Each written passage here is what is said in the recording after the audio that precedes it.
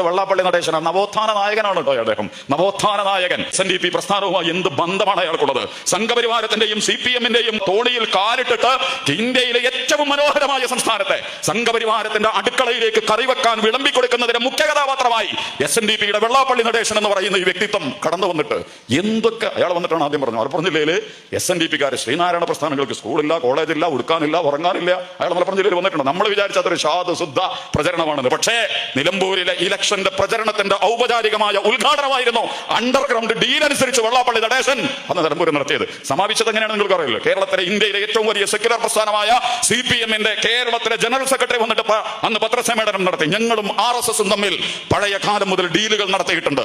തോൽക്കുമെന്ന് ഉറപ്പുള്ള ഘട്ടത്തിൽ കേരളത്തിലെ ഏറ്റവും കൂടുതൽ RSS-ന്റെ ശാഖയുള്ള മലപ്പുറം ജില്ലയിലെ ഏറ്റവും വലിയ RSS-ന്റെ സംവിധാനങ്ങളുള്ള നിലമ്പൂരിലെ ഈ വർഗീയവാദികളുടെ വോട്ട് സ്വന്തം പെട്ടിയിലെത്തിക്കുന്നതിന് വേണ്ടി വെള്ളാപ്പള്ളി തുടക്കം കുറിച്ച് നമ്മളുടെ അദ്ദേഹം സമാപനം കുറിച്ച ഇലക്ഷൻ പ്രചരണമുണ്ട്.